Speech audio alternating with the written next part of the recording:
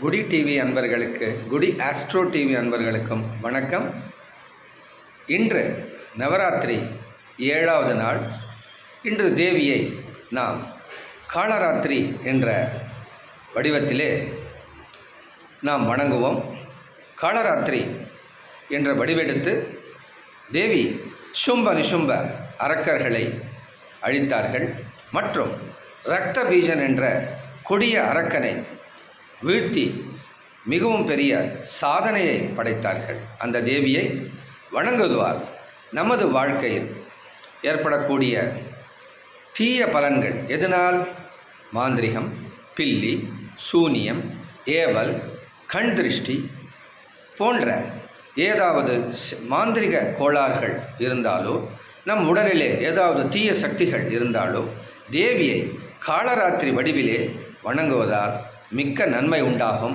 அவை அனைத்தும் நம்மை விட்டு, நம் உடலை விட்டு, நம் குடும்பத்தை விட்டு, நம் வீட்டை விட்டு ஓடிவிடும். ஆகையாலே யாருக்காவது இந்த மாதிரி ஒரு சந்தேகம் இருந்தால் இன்று இந்த தேவியை ஓம் தேவி காளராத்திரை நமக, ஓம் தேவி காளராத்திரை நமக, ஓம் தேவி காளராத்திரை நமக என்ற இந்த நாமத்தை இடைவிடாது 108 முறை, 1008 முறை அல்லது உங்களால் இயன்ற அளவுக்கு நன்றாக ஜபம் செய்து அந்த தேவியை வணங்கி, அந்த அம்மாவுக்கு மிகவும் பிரியமானது எள் தீபம் அல்லது கடுகெண்ணெய் தீபம். ஆகையாலே இன்று நினைவில் கொள்ளுங்கள், தீபங்களை கடுகெண்ணெய் அல்லது எள் தீபமால் ஏற்றவும், சிகப்பு நிற மலர்களை ஜெகதம்பாவுக்கு வழங்குவதால் மிக்க நன்மை உண்டாகும்.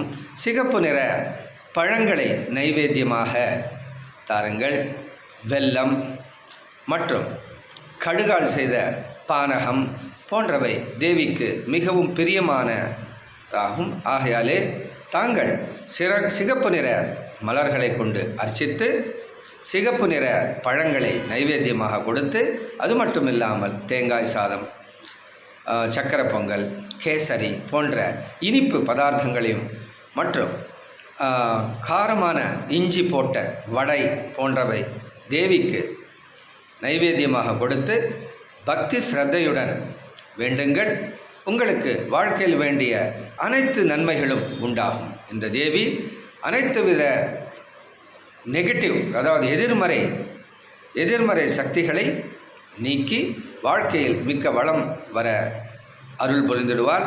ஆகையாலே மிக்க பக்தியுடன் இன்று தேவியை காளராத்திரி வடிவத்திலே வணங்க வேண்டும். சப்தசதி பாராயணம் அறிந்தவர்கள் 7வது அதிகாரத்திலே இருக்கக்கூடிய காளராத்திரியின் மகிமை போன்ற ஒரு ஸ்தோத்திரம் இருக்கிறது. அதை சிரத்தையாக கேட்பதாலும் படிப்பதாலும் மிக்க நன்மை உண்டாகும். மீண்டும் அடுத்த பதிவில் சந்திப்போம். ஆகையால் இன்று முழுவதும் ஓம் தேவி காளராத்திரை நமக என்ற நாமத்தை உச்சரித்து கொண்டு தேவியின் அருளை பெறுவோமாக. மீண்டும் அடுத்த பதிவில் சந்திப்போம். உங்கள் நண்பர் வேணுகோபால். கட்டாயம் நீங்கள் நம்மளோட இதுவை ஷேர் பண்ணுங்கள் உங்கள் நண்பர்களுக்கு. நீங்களும் லைக் பண்ணுங்கள், ஷேர் பண்ணுங்கள், கமெண்ட்ஸ் எழுதுங்க. வேறு ஏதாவது டாபிக்ஸ் வேணுன்னா கூட அது எங்களுக்கு மிக்க உற்சாகத்தை அளிக்கும். நன்றி, வணக்கம்.